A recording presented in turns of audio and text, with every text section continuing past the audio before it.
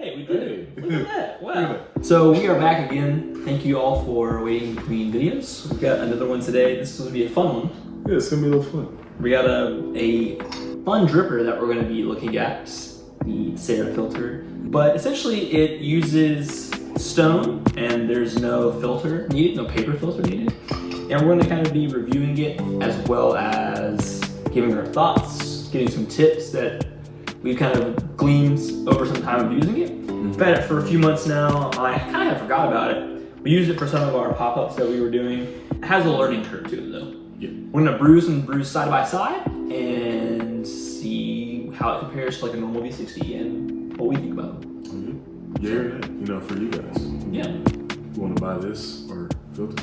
Sure. Like this is a more sustainable way to brew coffee. There's a lot of negative feedback about it I've seen regarding a few different things. So for the coffee, we're using this Ethiopia from our friends over at Ethnos. We decided to go with this one because it's really light and I think will pair nicely with the way that we're brewing. You can kind of take a look at it. Super small coffee. Should be really tasty.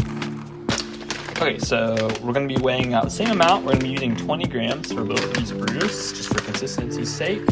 And for the first one, we're gonna be grinding for V60, so it's gonna be a little finer than normal V60 just as a comparison. We're at about a 7 on our Varia here, so we'll go ahead and grind it up.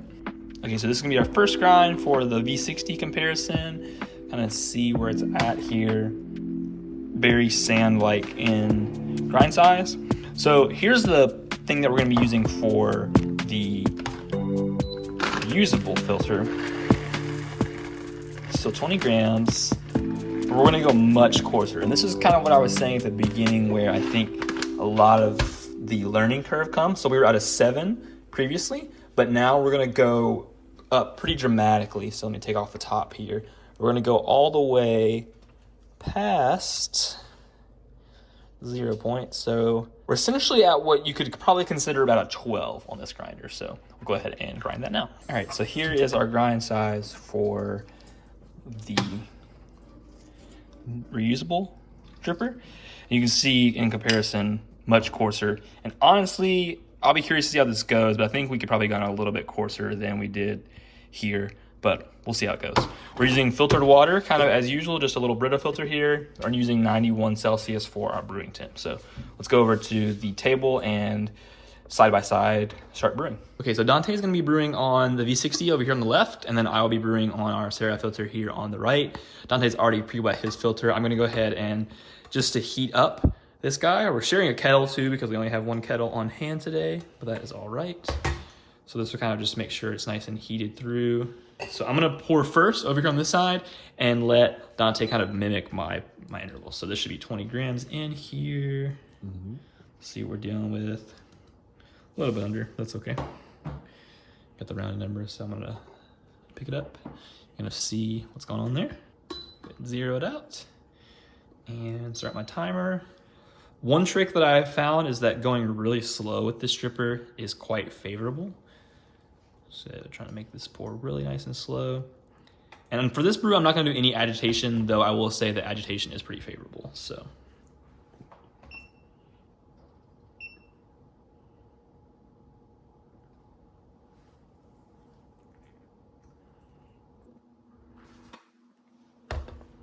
This is about 35 seconds in on this one. So I'm gonna come up here on my second pour and you guys can kind of see how it's dripping on the bottom. So 45 seconds to about 85 for 10-second pour for my pour here. You kind of can't tell in this shot, but the body here is immediately much lighter on, say, a filter brew. Another great way to brew on this dripper is to just let the brew bed get dry. So we're at 125, and I'm gonna go ahead and pour again.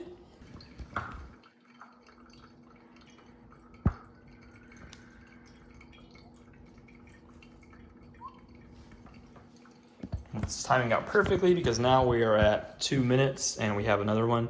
We're gonna do this as our final pour as well.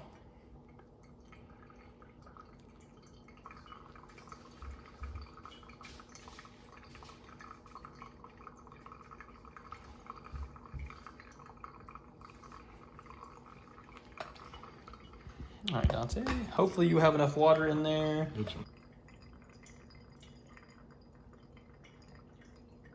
So one big advantage of this brewer too is that the drawdown times are going to be relatively quick.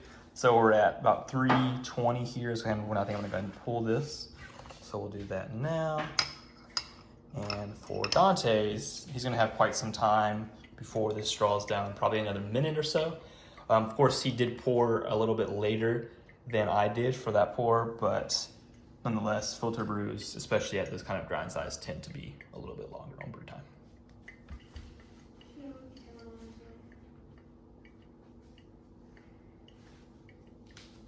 Okay, so here's the part that I've seen the most complaints about over here at the sink, is cleaning this little guy out. So usually what I would do is just take and dump this straight into a compost bin or a trash. I like to use the little handy dandy thing that it came with, kind of knock it out. And you're gonna have to use your hands or something else so you don't burn yourself. I honestly wouldn't do what I'm doing. And then we're just gonna rinse it out. It's really nice and thoroughly.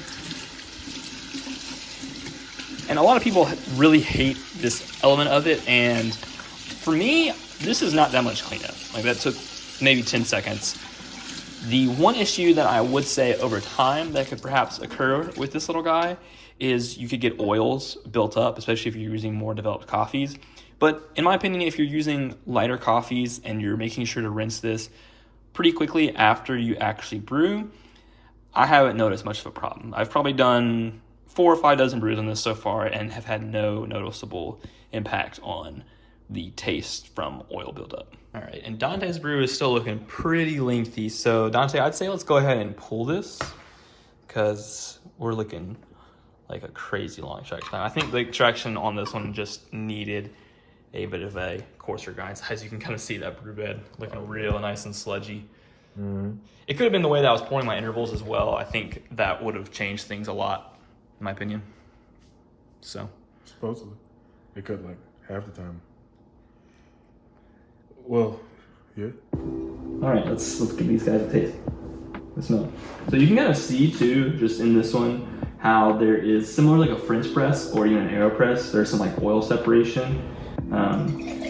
So kind of having to stir a lot to get it to, which that makes sense considering that it's not being filtered with a paper filter. Super light, kind of smells under extracted. I don't have the refractor on with me to tell you what the TDS is exactly, but I don't really know the notes of this coffee, but it smells like it has very like tobacco-y kind of like scent to it. Yeah. It smells like it's cut a little bit. Mm-hmm. For it not being filtered, it's relatively clean off the bat. Not as clean as like an AeroPress would be, you know, with like using 1 or 2 AeroPress paper filters. Yeah, because it feels like there's no like real concentration in this. No, super light body. I think one thing too because we did 1 to 15, I think adjusting the ratio would change it a little bit. I also think just based off this, how this is tasting right now, we also did let it sit a minute because this one took a little longer. It's not super hot. I wish it was a little like warmer in terms of like actual temperature, but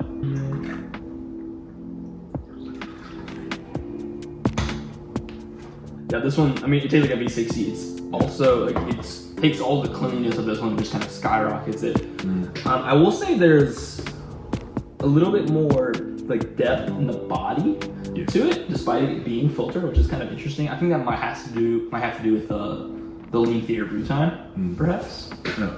With the V60 filter, like if everything's in like one space, versus I think with the other filter, it's very like sporadic in the bed. Yeah, it's spread out a lot more for sure. Yeah, definitely. Those angles, I think, make a big difference. And the paper filter kind of traps a lot of those grounds that are sitting on the bottom, especially if you're not pouring really aggressively. Whereas the Cera filter tends to get the grinds kind of spread across a lot more. Yeah, it's already like a coarse grind size too. I wonder what would happen if you like preheated, like make sure it was hot. Yeah, I definitely think I could have heated it even more than I did. Like ran several batches of hot water through the dripper. I also think that, so the really weird thing that kind of breaks my mind, this is what I really wanted to address with the Cera filter, was that if you use a grind size that is too fine, it tends to actually end up being even more under extracted, which is kind of counterintuitive. to what we would normally think with like a standard V60 type dripper, where finer grind size tends to lean, as we see in this case, longer brew time over extraction. Whereas with this, it's a lot of ways the opposite. And I'm not exactly sure how best to explain that other than just the porous material of the Cera filter tends to really change the overall way that it's interacting with ground coffee. So I think I'm gonna try this one again, maybe go a little bit hotter in our brew temp. We were at like around 91 Celsius with brew temp, maybe kick it up to like 98, pretty extreme, and go actually a little bit coarser than we were. I said we were at about a 12, so maybe we'll go to like a 14 or so for the grind size on this one. And maybe we can even do a difference on this one as well. We can kind of take that from it. It was at a 7, so maybe we'll take it to like a 9, go up 2 points as well. So we'll come back on the other side of the table with some brews. We're gonna do it again. Yeah. Do it again. All right, so this is a grind size that's about 2 clicks coarser for our Cera filter over here. Moved from a 12 to a 14, and then for the V60, we moved from a 7 to a 9. So we'll see if these fare any differently. And we're also gonna make sure that we rinse this bad boy a lot. And do maybe around 100 grams, honestly. And maybe even take it and pour it back through it again to make sure that we're really thoroughly getting it saturated. I think this will help a lot with heat retention as well. We're at 97 Celsius on our kettle as well. So this guy is dry. Pour it to the side. And 20 grams in. You can really see how much coarser. Go ahead and I can't really remember my exact pours. I'm not looking back at the video footage to see, so I'm just gonna kind of wing it and try and do something similar to what I did before. So about 45 grams or so is my This is how recipes are made, guys. It's so true. Just gotta wing it until it makes sense. Reintroduce. I really can't remember my exact intervals, and this is why you write things down, kids. I do remember that this last pour was around 120, and we doubled our weight from around 80, 90 to 160. So we're at 120. Obviously, this would be a lot better if we had 2 kettles because we could kind of mimic each other's pour in real time. Actually, concept for that Instagram, which, by the way, follow us on Instagram. It might be more fair if we were not doing these side by side, but let us know in the comments how you think we should have done this.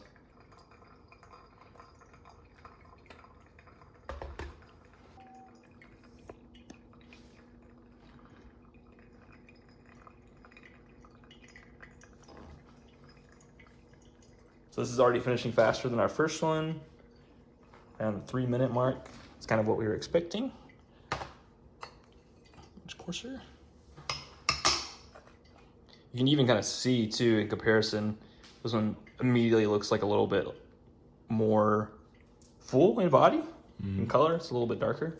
Despite going coarser, like you would not expect that on a normal standard cone dripper. I would say it's probably gonna end a little sooner than last time. Wouldn't you think so, Dante? I would think so. We would hope so. I mean, what can you do? You can only hope.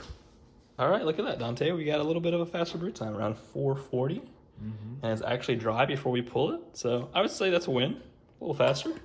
Similar color, not as hard of a difference as it was in the first time, but all right, let's taste these bad boys and see what they're telling us. serve it up. Serve it up. Gary's way.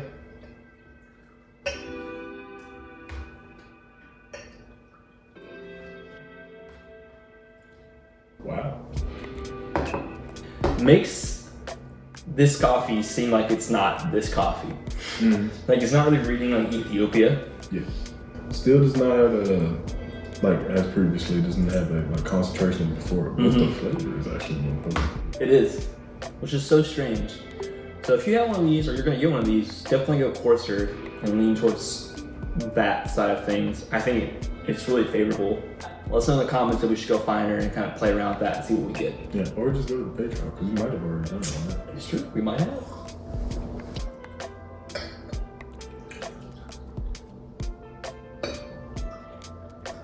This was a lot better than the first one was, for sure. This tastes more Ethiopian. Yeah, it does. And the funny thing, tasting side by side like this, they taste like different coffees. Yeah. Which is kind of crazy. Yeah, oddly enough, this is like way more like fruit brown now. Even though I didn't taste no fruit in that one at all. No, I didn't either. Oh. I had like a little seed oil taste going for it. Yeah, again, like Brazil is kind of what I was thinking the whole time. Like something low grown, Central America even. Kind of comparing these two, you know, we got the Cera filter, the trusty V60 here. In terms of a sustainable brewer that's good, I think these are great. I think there is a bit of a learning curve because you do have to adjust your grind size. If you're not into the under-extracted, super light developed kind of profiles, I'd be really curious. We use a hyper-light coffee on this too. What it would be like for a more like developed coffee. Having it this coarse, you wouldn't get the same flavor if you chose them like this. That's choosing that grind size is definitely like the better option for this one because that's how you get the most flavor out of that. Well, Cera filter, I think if you're looking to pick one of these up and you're looking to reduce your paper usage, you know, I mean, these are super thin. That's another argument I've seen is that like these are so thin. It's like how wasteful is it really in comparison to other things? Maybe not that much. If you're just looking to simplify your brewing routine, I think these are great. I'd be curious to do a little bit more brew guides with it. Maybe try and adjust with the grind size, maybe go a little finer, just experiment in how it tastes, as well as even what I was saying, like using a more developed coffee. I think that would prove to be a little bit different and actually probably more favorable. Knowing that these are like Japanese brewers as well, I do know that the typical Japanese roaster does tend to develop a little further than maybe what we're used to, at least from the like few that I've tried, and I think that would be really favorable for this kind of dripper as well. So, you know what I'm thinking? What's that?